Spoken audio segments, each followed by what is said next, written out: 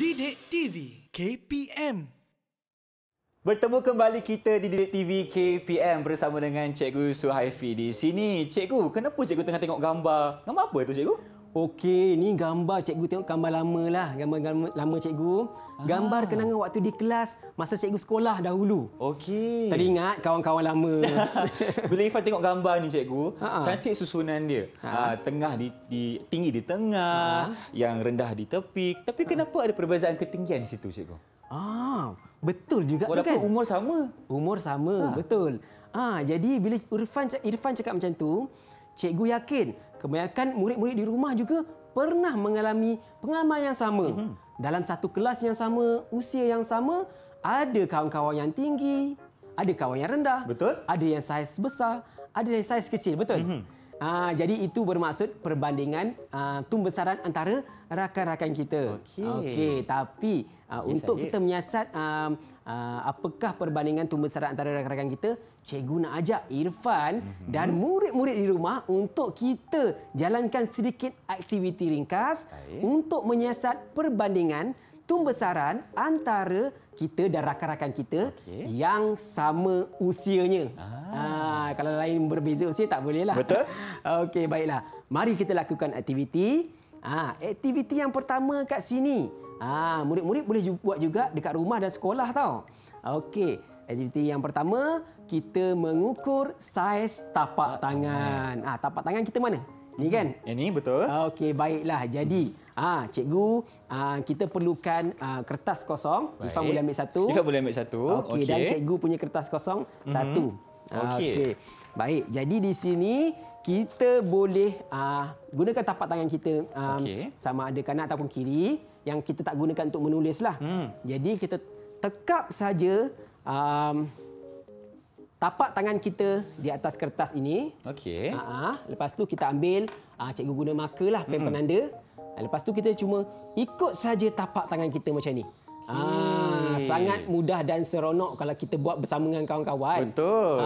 Irfan nak cuba kan? Irfan nak cuba. Okey, Irfan cuba. Irfan ke sana sikit cikgu. Izinkan saya di sini. Boleh. Okey. Tapi Irfan kidal cikgu. Boleh. Irfan guna tangan kanan ya? Betul. Okey, baik Irfan cuba dulu. Cikgu dah tekapkan tapak tangan cikgu. Inilah tapak tangan cikgu. Dan sebenarnya apabila kita dah dapat macam ni, kita boleh bandingkan saiz tapak tangan kita dengan rakan-rakan dalam kelas kita. Okey, yang Irfan punya macam mana? Tada! Okey, baiklah. Jadi ini aktiviti yang pertama untuk kita membandingkan tumbesaran antara kita dan rakan-rakan. Baik, seterusnya aktiviti yang kedua. Kita boleh buat aktiviti menimbang berat. Timbang berat. Timbang berat. Kalau kat depan ni cikgu dah sediakan berapa peralatan untuk menimbang berat. Dan cikgu rasa dekat rumah masing-masing ataupun di sekolah ke ada alat-alat ini. Pasti cikgu. Iaitu penimbang berat. Ini jenis analog. Okey. Baik, ada juga penimbang berat jenis digital. Okey, dan juga penimbang berat jenis yang ini selalunya berada dekat sekolah lah. Okey, dia boleh timbang berat dan ukur ketinggian. Baik, kalau kita nak timbang berat, pastikan yang ini kita letakkan di kawasan yang rata di bawah. Kemudian kita buka kasut dan kemudian kita timbang berat dan kita ambil bacaan dia. Okey, kena buka kasut dulu cikgu ya? Kalau kita ada bahan-bahan yang macam berat, macam tu telefon ke dompet ke, kita letakkan di tepi dulu, baru kita timbang. Baik. Boleh timbang pakai apa-apa, analog ke, digital ke dan sebagainya. Baik, aktiviti kita yang ketiga, kita boleh mengukur ketinggian. Okey, ketinggian. Selalunya dekat rumah kita nak ukur tinggi, pakai apa ya? Tak pastilah cikgu. Okey, baik. Kat rumah kita ada pita pengukur kadang-kadang kan. Baiklah. Jadi untuk pita pengukur ini kita boleh gunakan, mesti ingat kalau kita nak mengukur kita mesti mulakan dengan bacaan angka sifar. Okey, baiklah, kita boleh ukur, kita mintalah bantuan siapa daripada ibu kita ke, kawan-kawan ke, cikgu ke untuk bantu untuk ukur ketinggian. Okey, baiklah Irfan. 3 aktiviti ini boleh kita lakukan untuk menyiasat perbandingan antara tumbesaran kan? Cikgu ada video sedikit murid-murid melakukan ketiga-tiga aktiviti ini. Baik.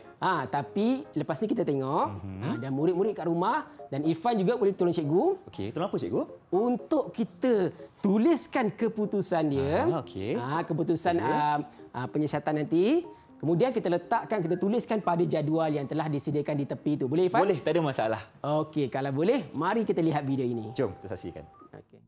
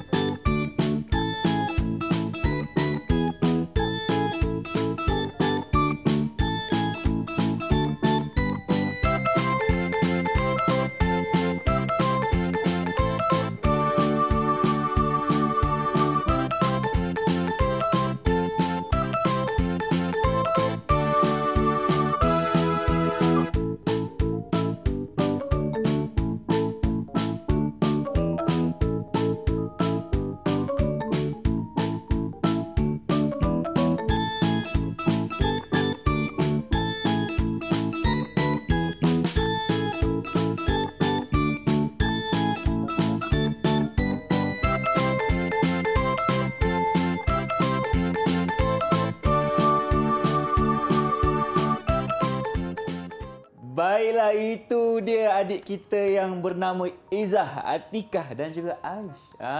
Okey, baiklah. Tahniah cikgu ucapkan kepada Irfan. Sambil tengok video, sambil dia telah tulis keputusan pada jadual yang telah diletakkan di hadapan ini. Untuk pengetahuan murid-murid semua, kita ada 3 orang murid tadi tu yang sama usia dan melakukan ketiga-tiga aktiviti untuk perbandingan tumbesaran. Baiklah, kalau tengok kat situ kan, tinggi pun berbeza, betul tak? Betul lah cikgu, berbeza-beza padahal umurnya sama. Umurnya sama. Begitu juga dengan berat, betul? Betul, beratnya kalau di situ Izzah 32 kg, Atikah 38, Aish 17 kg. Aish ni. Okay. Dan saiz tapak tangan yang macam kita buat tadi tu Irfan. Ada yang besar, sederhana, kecil. Siapa yang besar kat situ? Paling besar dekat sini Atikah, yang kedua Izzah, yang paling kecil sekali Aish dekat sini. Walaupun mereka berbeza usia, tapi dia punya ciri-ciri tinggi, berat dan saiz berbeza. Usianya sama ya. Irfan, boleh tak tolong cikgu untuk buat kesimpulan sekali lagi tentang penyiasatan kita sebentar tadi?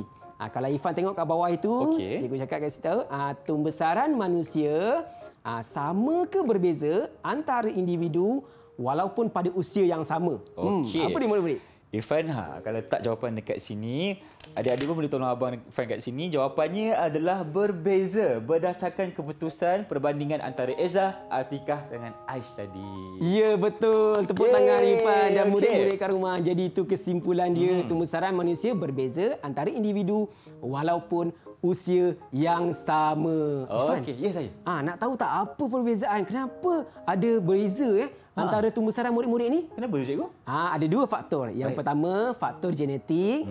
Yang kedua, tabiat pemakanan. Genetik ni ikut mak ayah, tabiat pemakanan ni ikut apa yang dia makan setiap hari. Baik cikgu, terima kasih atas penerangan di segmen yang kedua ini. Jadi sekarang kita nak berehat dulu. Jumpa anda lagi selepas ini.